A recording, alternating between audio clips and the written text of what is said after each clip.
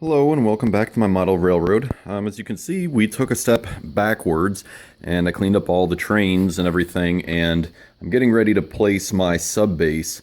I started working on this a couple weekends ago, got a little sidetracked, and then decided it's probably better to start from the ground up.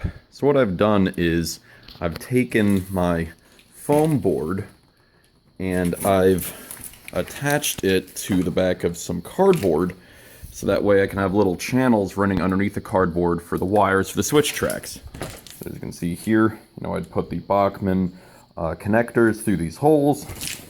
Then they'd have room slots underneath to run the wires. And this is kind of a very down and dirty and cheap way to get the project done, but to me it seems to be the best choice at this time, kind of a low-cost option.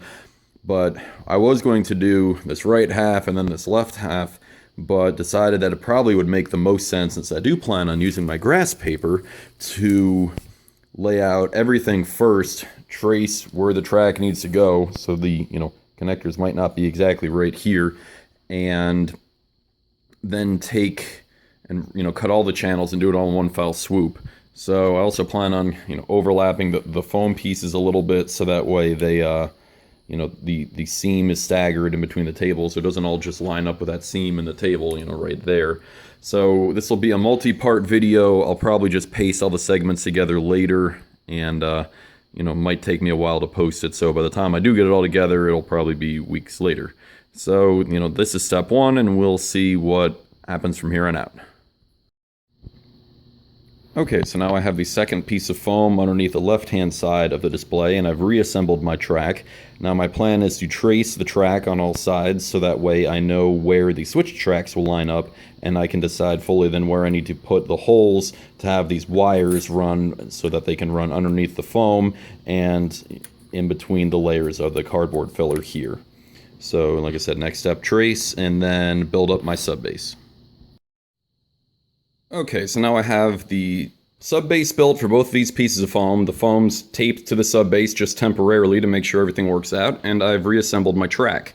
You can see here I have, holes for the powered rail joiners here on my sidings, and little holes for the Bachmann connectors coming into the back of these power track pieces here.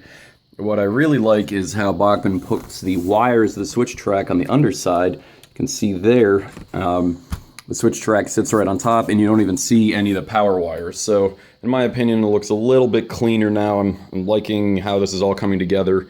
What I did also stagger the foam from the cardboard a little bit. You can see here, the foam lines up with the crack in the table, but the cardboard sub-base pieces overlap a little bit.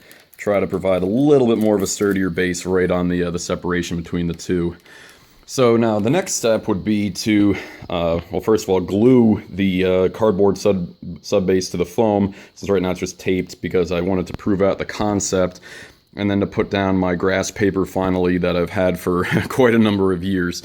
What I want to do also is go ahead and solder all of my connections. Some of these holes, like say these ones here, had to be a little bit bigger to let the electrically taped seam between two wires through, and I'm not too happy about that and don't want a big old hole on my grass paper. So I think I'm finally going to go buy a soldering stand and try my luck with attaching some of these wires in a little bit more of a permanent fashion.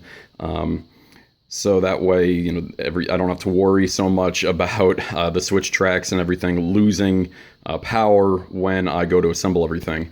And I'm not going to lie, just assembling these pieces of track, the switch tracks, and running all the wires through these holes was kind of a much harder effort than I thought it was going to be. So I really want to make sure that I don't break any of the electrical connections, because then finding it and taking everything apart is it would just be an awful task. So I am going to take everything apart one more time just to try to finish it up a little bit. But for the most part, this is what it'll look like. It looks a lot cleaner. Like I said, less wires, and then this way I can, put down my grass paper, have a nice, flat, even surface to work with. I don't have to worry about permanently attaching anything or damaging my tabletop, and, we'll take it from there. So I guess this sums up the end of the part 1 video, and, be on the lookout for part 2 in a few more weeks.